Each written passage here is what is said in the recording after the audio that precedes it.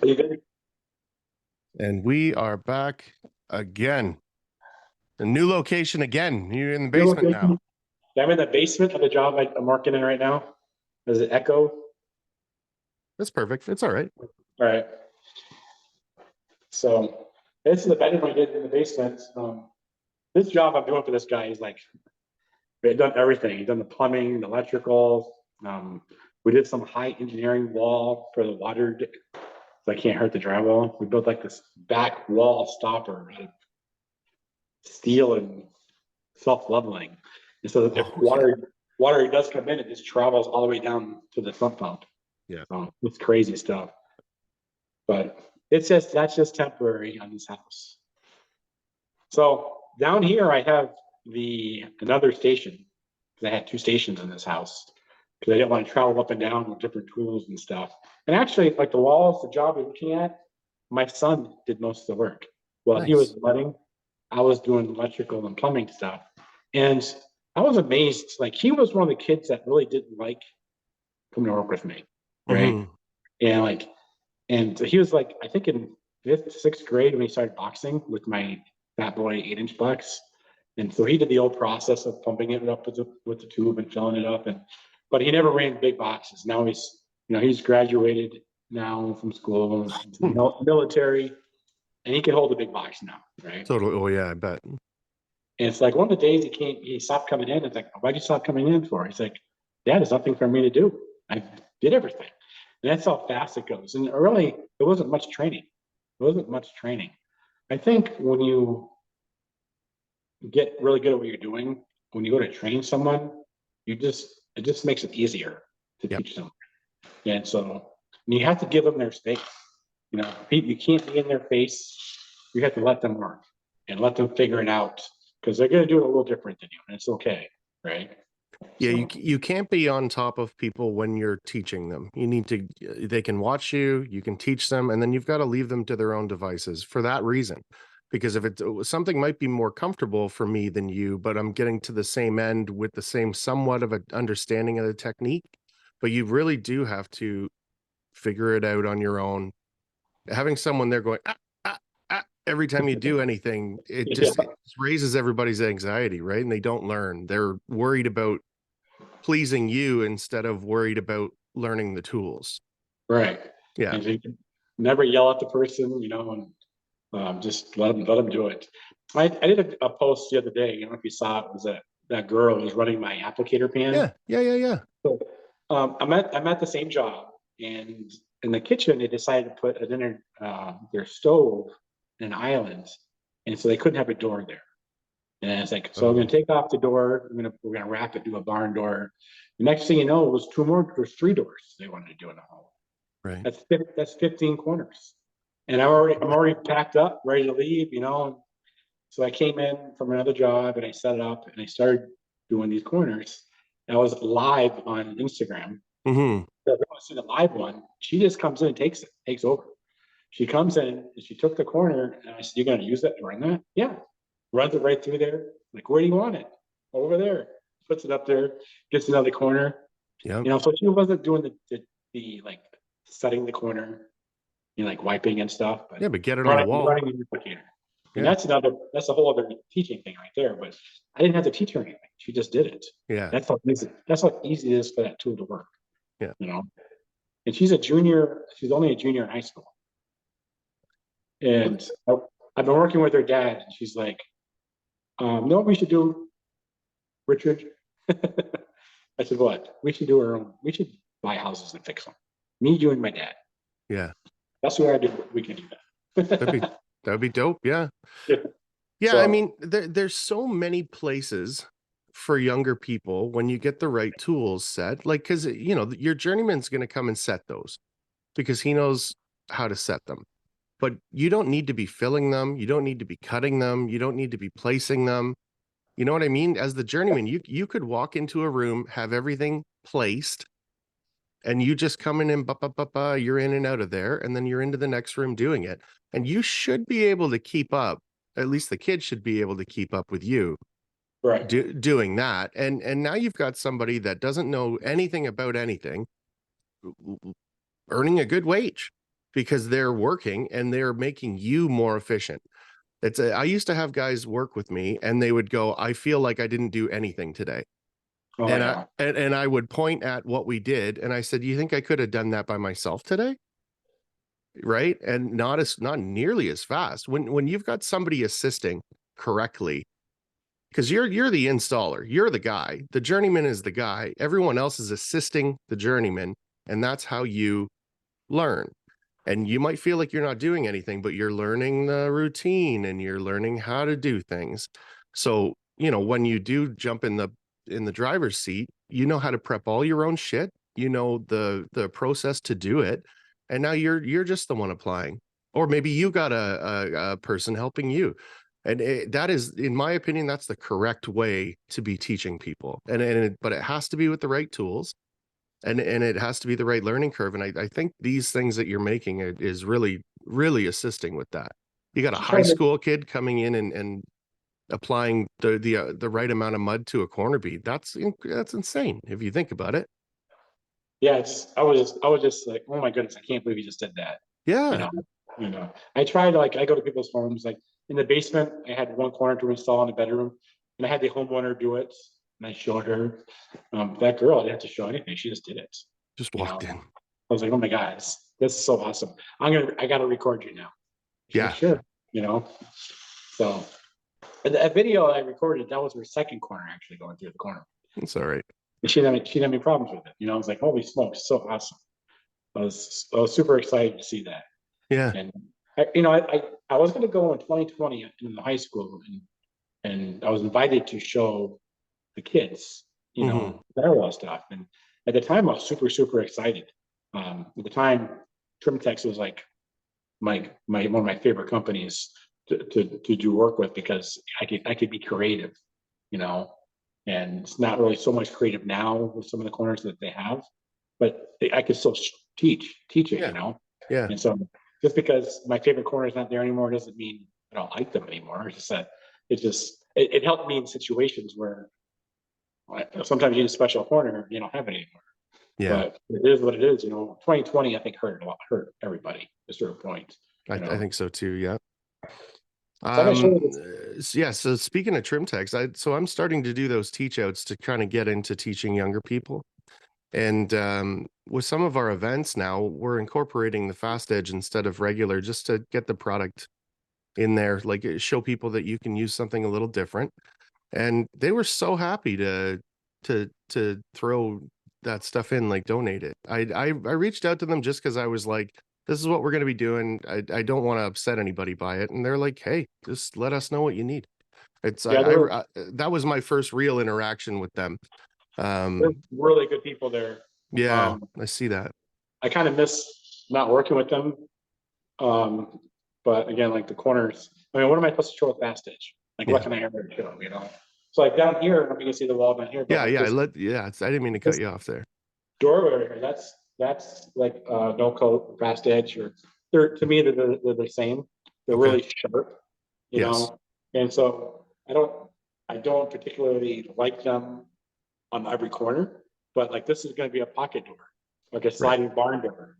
So you need that clearance. So in a place like that, it's really good to have, those kind of corners. So just because, you might hear me say sometimes, oh, I don't like that corner. It's an everyday corner, but those corners are still good to use on like an old house with high trim. You can't get the trim off, and you don't want to lose any of the wood trim effect. Yeah. So a low profile were really, really nice there. For these doorways, we have barn doors. Those are the good corners to use there. But I don't use them on every house, And just like when I got fancy with some of the steppable, the niche, the chamfer corners, and all these corners that are out, they don't have to be all chamfer in the whole house. Yeah. Sometimes like in an area that a kid might be running on the hallway and might smash their head on, maybe put a bull nose there, or 350, or a chamfer in that corner. I really do like them in bathrooms. Like if someone slips, hits the corner bead, you don't want them splitting their head open. Yeah, totally. Recently, my dad fell down the stairs and he hit a corner bead. He sliced his whole head open. Yeah, it'll split you right open. Yeah. All the way down to the skull. So they're dangerous, you know, the corner beads. And so you really, as a finisher, you really should point that stuff out. Like, give them the options. Say, hey, we could put the 350 here or a chamfer here, you know, it might be slippery. Or if you're doing a house that people are just using for like rentals, people coming in and out for the weekend with luggage, Yeah. put a good strong corner in it, you know. Yeah, we did a basement, and the guy expressed some concern about, you know, some of the bulkheads were low, and he's got nieces and nephews running around. And I said, well, we can just use like I think it was no coat back then, just because this was whatever, a year and a half ago. And we can do all that, and it's not a real heavy corner. And if something's going to give, it's going to be the corner, not the head, kind of. And then when we were done, they were like, well, this isn't as crisp of a corner as, you know, like a plastic bead would have been. But no shit, that's what we discussed when we talked about it. It's I I think, I don't know if there's going to be middle ground anywhere. Like when you say that these corners are sharp, I've still not put that fast edge in yet, so that's why I'm asking. But is it like still a sharp corner like a bead would be? Well, this is like no coat, right? You're not supposed to, you don't have to put mud on it. And that's what it's hard for us finishers to understand what this product is. So when you install it, you really only need to mud the paper part or the edge of it. You don't have to mud the thing. It's like a three-way. Exactly. But for us finishers, we're used to coating it regardless. So like I still coated it like I normally coat it. Now I have mud there where I shouldn't have mud. And now that can get chips or whatever. You know, so it's harder. It's just different to say, no, you don't mud that. But in my mind, I got to mud it, you know, to look better. And that's where sometimes it's not set right, you might get flashing. You know, like you see the hard, because there's no mud there, and you put mud there, and then you can see like a high spots. It's like, well, if I didn't mud it, it'd be fine. But once you mud it, now you have these issues. So you almost creating more issues. Yeah. Then you start building it. We don't need to build. So I like the nose. So I mean, like sharp, it's the nose, and I like a small nose where it gives you somewhere to put the mud to. Right. So you go to stand it, you have a nice edge. You know, well, if I look at the soffit up here, you know, if I look at the soffit right here, look at it, it's a sharp edge. You can see some of the paint coming off this top edge. Yeah, where it's rolled under. Yeah. It's just so sharp. There's no break points. And I like, this is no coat up here, one piece. I like that because there's no stopping point. And so if I use like the Trimtex, I only go 10 feet, you know, so you have to go the rolls, right? So. And I'm really good at transitions like that. Like I will hold them while I'm stapling them, like make sure that they're perfect. If they're not, I'll sand them a little bit. Like I make them perfect. But when you just have one piece out of a roll, there is no worrying about that. It's so much faster. It is. Yeah. But like when I did the Trimtex stuff, what I would do was I would measure it and I would put it together first. Yeah. So I would glue the pieces together with with PVC glue. So it's one piece.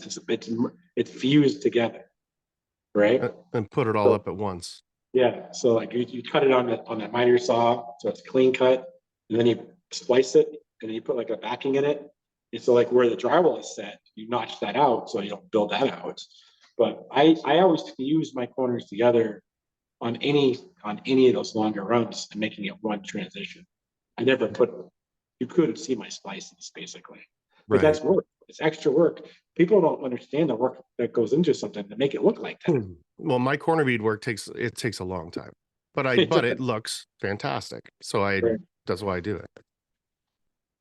So like some of the corners, like if you use like on this soffit here, if I use like, I'd love to have like a niche or a steppable that was 20 feet long. I mean, it was just so beautiful, you know. And but they don't sell that like that. You have to melt it and put it together. Yeah, and that's a lot of work. You got it, and then you got to shave the drywall off so it fits just right and everything else, right? And also at a certain point, I was gonna make a tool that just took the drywall off just perfect for me, you know. And then all those corners are gone now. They might come back, You know, I was talking to the owner. He's like, you never know, Rick. We might bring them back. You know, they still have the tools to do it, right? And if I wanted a case of it, I could get a case of it, but I can't afford a whole case, a whole pallet. You know what I mean? Yeah. For them to run the machine for an hour would make 5 skids of it or some shit. Yeah, there's no affording that. Those are extruders. So what you have is you know what that is? Extruders. Extruding, no. So basically it's like a long tube, and you have this plastic and beads, and it's melted. It's running through this extruder. It's forcing out the corner. And it goes through the water, and then it goes through the cutters, and it goes to the boxes. So extruders. So you are just spitting out a bunch of stuff in a shape, and then it is hyper cooled, and it just takes shape.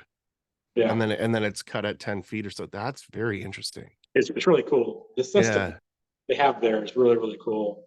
It's kind of like when I do my applicator pan, you know, it's a mold, and the same beads basically are melted, and it squeezes the part, and it kicks it out. It's done, you know. So it's the tooling that's so expensive. And that's when you look for tooling. You got to get it right the first time, because that die, if it's a stamp die or it's an extruder, it costs so much money. Well, somebody's got to make that, right? That's like a tool and die shop that makes you a cast of whatever you want. Oh, I think the ones that make it are in Germany. You know, for them to make that, and they're spending millions. When you think of the money they have to make to get that back. Yeah. You know? It's like, wow. So can I show you the station really quick? Yeah, totally. You turn the camera on. Can I do that? You should be able to.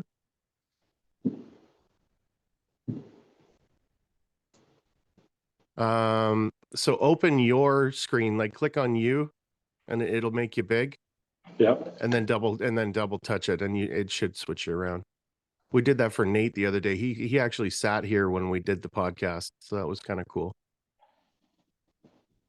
Or maybe there's a flip. Yeah, look at the flip. There's a share. No. Yeah, there's nothing I can do on this side. Well, that's fine. Let's go back the other way. Yeah, that's all right. So, can you see it on the floor here? Yeah. Yep. Yeah. We're good. All right. So for everybody listening, that was exciting. This is a side. Yeah. This is side. You know. Wow, that's the whole thing. Yeah. So what I take my box nest and I latch it in, so it can't open up on me. So if I want to go down the stairs, if I'm throwing it around, that's it. That's how small it is. And what is that, aluminum? Yeah, it's hollow tubing. It's not heavy. You can see the rust on it because it sits. You know, I'm rough with some of my stuff, and I'm rough with same. Absolutely. I'm rough with that. That's for sure. So it sits like on top of my car in the rain or whatever. And then how easy does that open up? You just take your box nest off of it, and just. Yeah. Okay. Yeah. So usually the tote's already put away from down here. Mm-hmm. So all your tools go in that tote, and then normally you're doing a tape coater or whatever you're doing in that tote. When you set up the job, it's all ready to go. So you bring the tote down, station, and you take the tools out of the tote, put water in it, and you start putting the tools where they need to go, and then you wheel it around. So right. It's pretty simple. So this is the instructions on how to do it. This is how I do it. So I use this knob to tighten it and unlock it, basically, right? So I can move it up. So then you got 2 pins here. Can you see it? Yep. So I just take these pins, work me the hole. Boom. Then you lift this up. This has got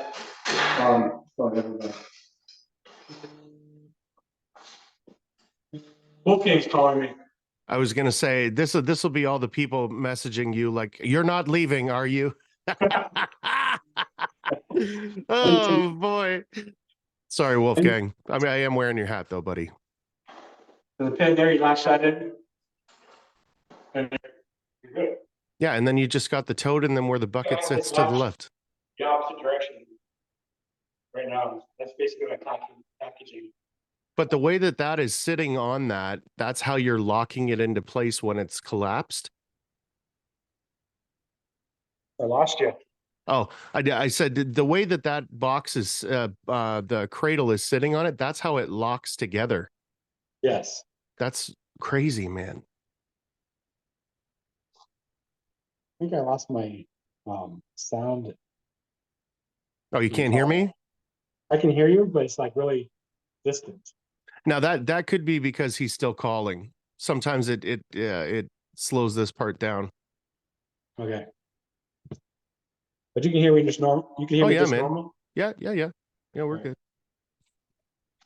You that thing's anything to say crazy. about it? Well, so it's okay. So then how much is this thing? $500? Yeah, $500. Yeah, and it comes with that the tote. Yeah. And does it come with a nest? Yes. Great. And then Got what? Locking wheels, but I never lock the wheels. No, I would never. That's the best part about it is it moves. Off to the left there where you had the bucket before, does it just sit on there? Is there like a little platform that you put that bucket in? The bucket sits right in the back. There's a little spot for it. Oh, so it is a little spot. That's dope. Yeah. Yeah. So like sometimes, if you're doing if I do like a warehouse or something, yeah, I open this up at my car. I load it up. I put stuff down there, up there, and I wheel it right in the job. Yeah. So one trip in and one trip out. Yeah. And then every day, whatever, you bring a different kind of, day one's taping day, day two's whatever, and you just bring the appropriate tote in for that. And which is nice, like the bucket's there with mud, and I'm doing my banjo. I just dump mud in it, and scoop and go. Mm-hmm. And again, you take it with you. So it just works out really, really well. So and again, being a price, someone said, "Hey, I can make that cheaper." It's like, yeah, you can. Go fucking do it yourself. It's not doing the same thing. Yeah. Because I made mine cheaper before, Yeah. I'm trying to design the tools where everybody can have them. It's a lot harder when you got to build 50 of them or 100 of them, 1,000 of them, right? So, yeah, and it's really changed. If you had anybody that has one, they will tell you they can't work without it. Yeah, you really can't. Yeah, that's very interesting, man. I think I'm gonna have to get into it and just start implementing it because I like having my stationary like home base or whatever on a site. I put down a 8-foot sheet of drywall. I got all my mixing station and that kind of stuff, but I'm constantly bringing bringing a bucket with me and then bringing a water bucket with me and then bringing this with me. I would just be walking around with that. Yeah. Yeah. And I showed you earlier how the box fits in the tote and stuff, and my hawk fits in there, and different knives. Buckets. We use buckets because we have them. Totally. They're not designed for drywall. They are not. They don't fucking fit squares. That's for sure. And everything seems to be squares. So. Sometimes, like if I use my pan and I have mud in my pan, I'll put the whole thing right in the water and leave, and then come back, dump the water out, mix it up, and go. So it doesn't get hard on me. I mean, it just becomes so handy with the things you do with it. That's why I called it the finishing station. Well, because that's what it is. Yeah. The price, being $500. If you were to take your box, my box probably costs $400, and then my handle cost another $300. And if that box alone fell from the wall and slid over and hit the floor, that costs more than my station. My station's holding my boxes so they don't get damaged. So it's to prevent bad things from happening. Yeah, and it's not a pain in the ass. Like where I see the benefit from that thing is where I'm not going to be covered in mud all the time. No, you will leave work just like this. Yeah. So I got mud like in my fingernails from working. Yeah, same. They're not coated. I don't. You'll see. I'm covered when I leave. I'm not covered. Head to toe. That's when, when the mud sits on your skin, that's when you dry out. That's not good for you. So you gotta wash it off right away. Yeah, I always thought it was a sanding because I'd be so dried out when I was done, but it's not. It's the whole process of being covered in the mud the whole time, then sanding, then, running yourself ragged. Yeah, I made these IceRock sleeves a long time ago. I saw that. Compression sleeves, and I say IceRock and Fiberfuse uses on them, and people really liked them. Yeah. I made them because it keeps the dust off of you when you're sanding. It doesn't stick to you when you're sanding. But I don't sand very much. I don't have that dust that comes all over me. So Yeah. like when I sand, my workers over there. When I sand, I'm not sanding everything. I'm sanding the edges, and it's just a light scuff basically. It's the nails I get sand the most, right? Yeah. Yeah. How much time we got? What an exciting day. Oh, we got lots of time. So that's the station. Again, like it's just like the mud pump. You'll start, anybody that uses it is going to use it different ways. And I don't think I've seen Kayla use it a couple of times filling her boxes, and the more she does it, the more and more she keeps doing it because she realizes that it does help you. You don't need a box filler when you have the box nest, because you're just shooting the mud in and out. Right. But there's a lot of advantages to it. And I talk about the banjo really quick. Yeah, sure. We got lots of time. So this is the banjo. Okay, so just really quickly, whose is this? Where is this Advance? Yeah, Advance equipment. Beautiful. Yep, beautiful. So made this banjo. The pieces that come with it is what I worked on. They already had the banjo, so my job was to add features to it to make it more efficient. It's a goal. whole theme with you. With a new one, but that wasn't what I was told to do. But I don't think a lot of people understand what the banjo can do for you, even if you're a bazooka user. You don't have to put mud in it, right? So like say you like compound tubes or like setting mud by hand and stuff. You can use it, and I use it a lot for just a dispenser for my Fiberfuse because you don't want to touch it, right? Right. So if you were to use your applicator on your compound tube and run it down a corner, then basically you're just taking let me take this tape out of here.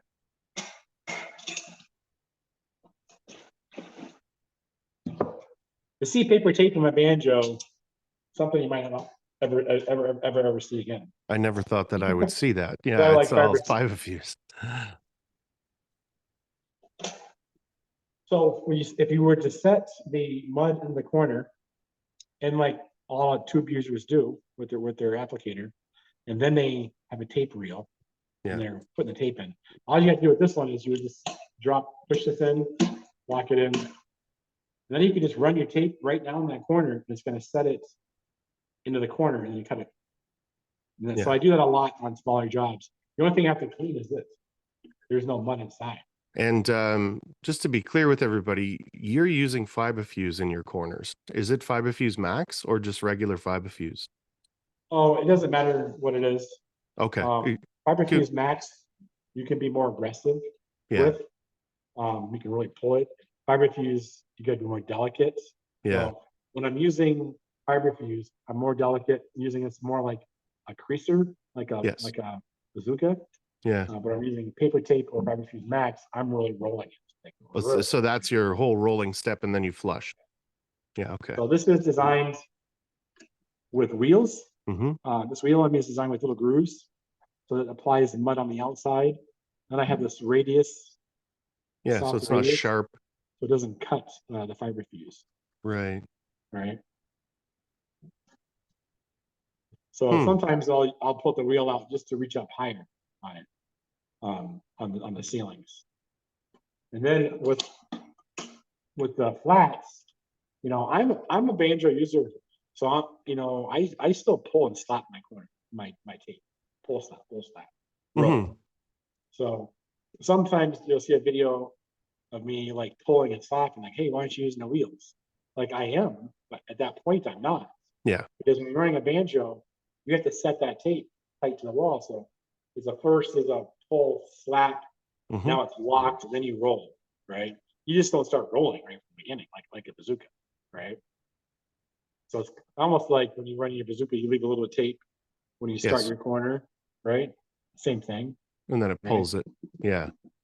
But yours, it's not pulling because there's no resistance on it, and then you slap it up against the ceiling, and that's what kind of sets it until you come wipe it. Right. Yeah, okay. I skipped over the whole banjo thing. My first experience I said on Nick's podcast was just a mess. I had no idea how to use it, and I just got turned off. we didn't water the mud down. You know, using the banjo, we use the paper tape. I mean, the paper tape, even a bazooka, I think the paper tape makes it so heavy, Mm-hmm. right? It is heavy. Yeah. So I use smaller rolls of the tape because it is heavy when I use paper tape. Okay, we The got inside of the banjo yeah, is I the most love important this. part. Yes. Okay, so tell everybody what that hump's for. So what that is that's how much mud is left in your banjo when you're pulling tape. When Yeah. when the tape starts skipping Yeah, when it starts to fail. gives you dry spots. Mm-hmm. So what that hump does, I call it the belly. It helps roll the mud as you're pulling through. So it'll use all that mud up. It'll pull all the mud forward.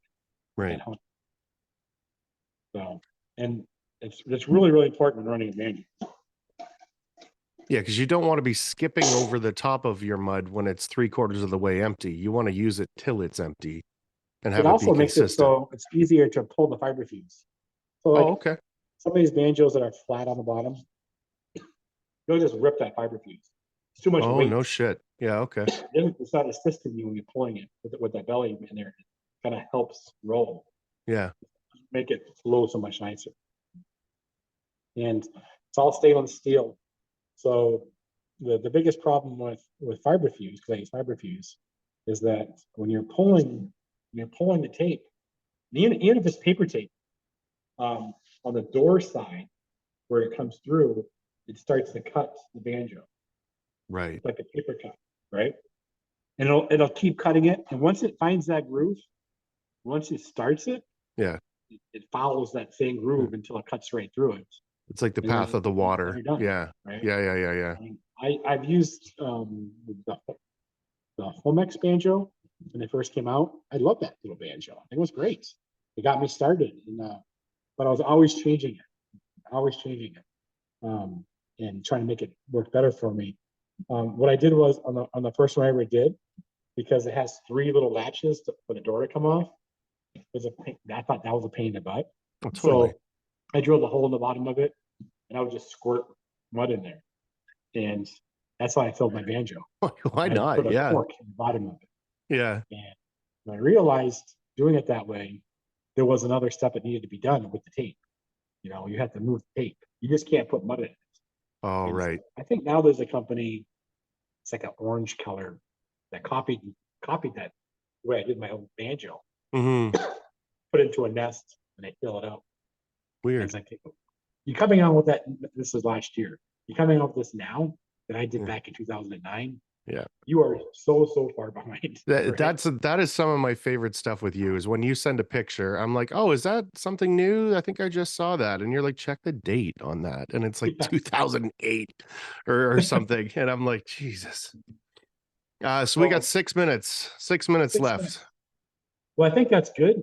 That was great, man. Good. Good. Thanks for the April Fools. That was a lot of fun. I haven't done April Fools in a long time, so I appreciate that. Me neither, man. Yeah, not that we need to, but where can everybody find you and your stuff? Like, what's your hashtags and stuff on Instagram and Facebook, and it's all IceRock, right? Yeah, I'm all IceRock. I don't really have special ones. I do have hashtag Fiberfuse users, hashtag Game Changers, IceRock. Yeah. And you've got a ton of groups, but they're not for everyone. You've kind of got to be invited to them, and if you're a dickhead, you get rid of them pretty quick. So it's which is good for the people that are serious. I'm a part of them. I enjoy them. Serious, and we really want to see like new tools and new things. That's called on Facebook, Game Changers, drywall tools. Yeah. And then I have for fun, just to show disasters, called drywall disasters. And it's spelled with a Z, Yeah. disasters. It's just the stuff that we normally see every day going to a job, Yeah. And it's not to say, hey, how do you fix it? It's like, look what we deal with all the time. It's just supposed to be fun. And then the fiber fuse users is basically, you'll see a lot of my new stuff before anybody else sees it. And I show tips and tricks on how to do patches really quick without hot mud. I don't believe you need hot mud. No. And those 3 groups are like a trifecta of, this is the disaster, these are the new tools that we're using, this is the new way we're using FiberFuse, and it just all bleeds into itself. Instead of having one group, it's 3 separate specific groups. And I think it's really smart that you did it that way. Good. This is going to come out today because I think it's hilarious. Okay. So the funny part about that is we've got, I think, a 2-hour podcast, might be a 2.5-hour podcast that's going to come out when it's supposed to. And that'll actually be the first time that you were on the podcast. Yeah, I think so. We're doing it to come out because it was April Fool's joke, and yeah, I think so too. There's a lot of stuff on there. If you have any questions, on any of the stuff I did, they can contact you to contact me. Totally. Yeah. Message me. I help lots of people. So yeah, you got nothing but time, and that's yeah, you really do a lot for this community, for sure. Good, man. Well, that's great. That's a good way to start the day. I think that was a lot of fun, and there's always more time for you to be on here. We'll just pick specific things and come back on, probably quarterly, I would think, and just keep pumping them out. There's a lot of knowledge in that head of yours. No, I appreciate you. I appreciate like your new group you started. Seeing different people, different things. I really think that's going to be a good group you started, and showing these people and letting them see other things that it wouldn't normally see. You know what Josh called it? Josh called it trimming the fat, and I think that's a good way of saying it. Is you can hop onto the new industry standard group and you can see 30 seconds of every post of anyone that's on there. Basically, I'll start at the top, and the first 10 or the first 8 or that's whatever. A lot of work for you. People don't realize the work that you do to do all this stuff. You're part of the community and helping people out, and that's a job that you took on. It's going to keep growing. So yeah, I think it's necessary. Now, the other part of that is when the new people are coming into the group, I'm sharing their stuff just as much. And then if you're like, wow, that's cool, who is this guy? That's going to start bringing people together a little bit more. I think people will really appreciate it. I hope so. Yeah, that's really, same with CSR. Lydia said it perfectly. It's a community, and that's the slogan for me now. CSR, it's community. So yeah, we're trying. we'll get there. All right, everybody, be humble. Sorry, go ahead. Yeah, okay, peace out. Be humble. Picture. Treat everyone the same. And do your fucking job.